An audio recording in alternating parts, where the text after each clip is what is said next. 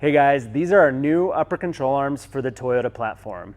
Now these fit the Tacoma, the 4Runner, and the FJ Cruiser. And for today's video, we're gonna go over some of the issues that arise when you lift or level your Toyota. And then we'll also talk about how we address those in the design and build of our new upper control arms. And then we're gonna get into install on the truck behind me and show you how to put these on. All right, so for our display here, this is just a second gen Tacoma frame mounted up here so you can see the upper control arm. We've got the lower control arm down here and your spindle. Now, when you lift a Tacoma or a 4Runner or an FJ, they all have the same front end, at least for the second and third gen. You get three main issues that are solved by a good aftermarket upper control arm. Now, those three issues are you lose caster, and you lose clearance, and then you also lose that neutral ball joint position. Now, caster is what recenters your tires after a turn. So it really, when you lose caster, your truck can be a little flighty. You can lose some of the drivability. And that's caused because on the Tacoma and 4Runner, you can see the angle or the rake of this upper control arm is actually quite drastic. It's near 15 degrees when a lot of the other IFS or independent front suspensions are closer to 10 or less than that. So even with a small lift, a 2-inch lift or a leveling kit, this rake actually causes your spindle at the top of the spindle, which is where your caster comes from, the angle of your spindle here, to shift forward, and you lose caster really quickly with small lifts. So a good upper control arm has some caster adjustment built into that, and I'll grab ours and I'll show you here in a second. But another issue you have with this platform is it's really tight right here. Now we don't have the coilover in here, but you lose a lot of clearance as this arm droops down like it is right now, and you can actually run into some interference with your upper control arm and your coilover. So that's another one of the issues. The last is your ball joint angle here. Now you can see this is at pretty much full droop for a factory Tacoma, but this ball joint angle is actually quite severe. So inside the ball joint here, you're gonna have, this is pretty much maxed out. And if you ride with your ball joint maxed out, and if you had a Tacoma and you've lifted it, you've probably ran into this. This will fail prematurely. Now, a good upper control arm, and most aftermarket ones, are gonna address at least two of those three issues. And part of the reason it took us a year and a half to come out with this, and I'm super excited to finally have a finished product, is that we wanted to address all three issues on our upper control arm. Now, for clearance around the coilover, we were able to pull the ball joint in quite a bit to get the extra clearance around that coilover. So with our flat half-inch plate design, we're able to maintain the strength around the ball joint, but also open it up a little more to run that bigger lift without maxing and hitting when you're drooping. Now, I wanted to show a unique, something I don't see in any of the other upper control arms on the market, something that we're able to do with our flat plate design, is that we actually weld an offset into the arm. What that does is that allows us to bring the mount and the whole body of the arm down almost a full inch just by having this offset welded into the arm. Now that not only gives us better ball joint angle, but it also gives us a better angle on the arm itself so that we keep even more of our clearance around that coilover. So very cool part of our arm that I haven't seen in any other aftermarket arms. And then of course we do weld our ball joint cup here at an angle to give us that better neutral ball joint position. Now everything is greaseable. We do use a polyurethane bushing on the fixed end, and we are super happy with the Moog Problem Solver ball joints. They've been really great on the Ram, upper control arms, and all the other platforms we've used them on. So yeah, we're using the Moog joints in these arms as well. Okay, so that wraps it up for the highlights of the arm and some of the design features that we built into it. Super stoked to get them on the truck, so let's get it in the air. Let's start Teardown, and we'll show you how to put these on.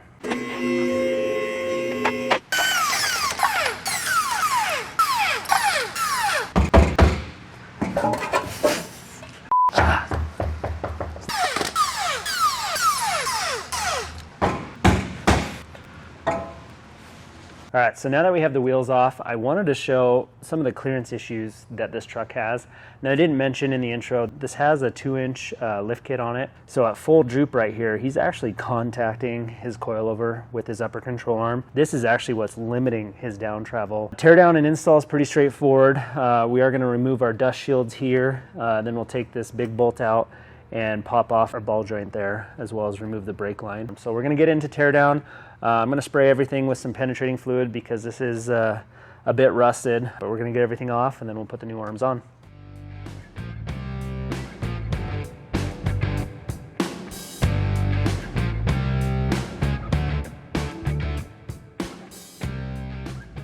So we're gonna start by supporting our knuckles and our spindles so that our whole assembly doesn't fall off when we take that upper control arm out. So we'll get some jack stands under the lower control arms. And then this bolt up here, the frame side bolt, is actually one really long bolt that goes all the way through this shock tower. So we're actually going to have to bend out our fender liner there and remove, there's a wiring harness right behind there, so we'll have to pop that off. Once we have that bent out, we should be able to work that bolt out, and that's really the hardest part to tear down. Once we get them out, we'll show you how to put the new ones in.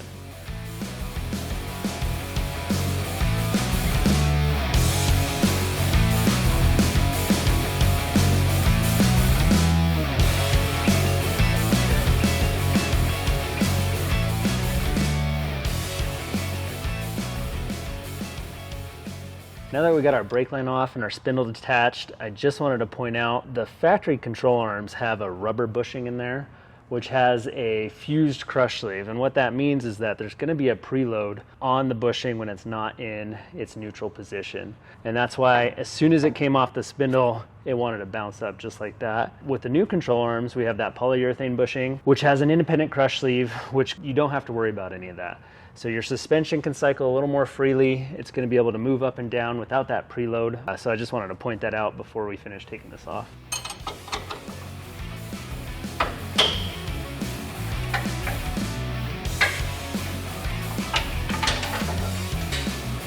Good. Oh, got one.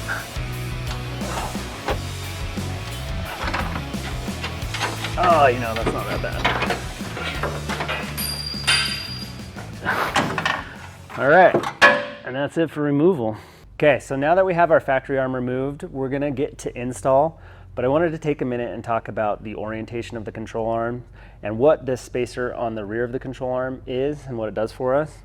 This spacer is what adds back our caster. So if you're leveled all the way up to 4 inches of lift, you're gonna install these as they come assembled in the box. And included is this fender washer. Now this fender washer goes towards the front of the truck inside the bushing here. And this will keep your bushing together against the shock tower. Now, if you are at factory height and want your factory caster, you're simply gonna take this spacer and install it on the other side and have your fender washer towards the rear of the vehicle. So just reverse the setup as it comes in the box. So this truck has a 2-inch lift on it, so we're gonna install them as they come assembled with our spacer towards the rear of the truck to give us back that caster. Now this should add about 2 degrees of caster over our factory control arm, which will give us some of that road feel back and our drivability back, as well as maintaining our clearance around the coilover. But again, there's 2 options on install. You can install it with the spacer towards the front, which would be your factory caster and factory setup, or as they come assembled, which adds caster back if you're leveled or lifted. So we're gonna get these greased up before we install them, then we're gonna get everything bolted in and talk about torque specs. All right, as always, we're gonna grease our polyurethane wear surfaces before install, and then we'll also pump a little bit of grease into the arms after install. But this just helps us get it to where it needs to be right away before we bolt these on.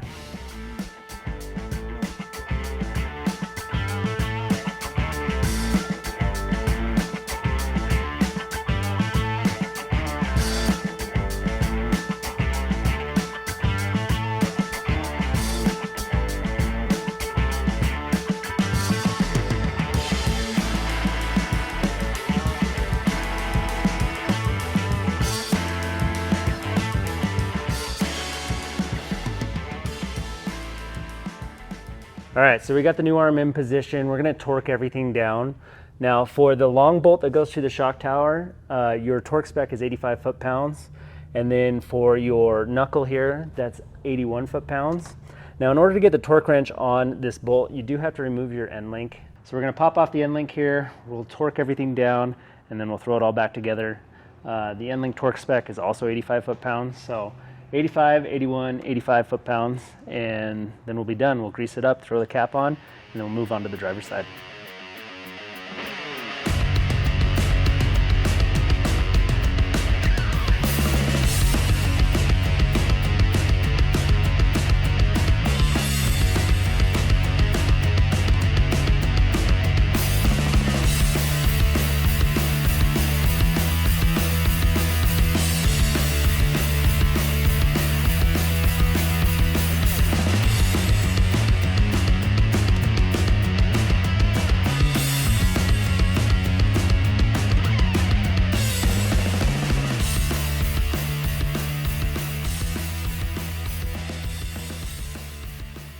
All right, so that wraps it up for this install on our Core 4x4 upper control arms for the Toyota platform. It is hot, I'm sweating through my shirt, I'm covered in grease, but honestly, if you're quick on a wrench, this will take about 45 minutes per side to really knock this out. So it's a pretty straightforward install, you just follow the steps. Now for this truck, it's off to the alignment shop to get it dialed in and finally driving right. We'll have the added caster, so we should get a bit more of our road feel back. We did get our clearance around the coilover, which was a bonus because now that gives us a little more down travel off-road. And on top of that, we got that flatter ball joint angle, which will make these control arms last quite a bit longer over those factory arms that we've had on this setup. Now, these control arms do fit the Toyota Tacoma from 05 all the way up to 23, the 4Runner from 03 up to 24, as well as the FJ Cruiser from 07 to 2014.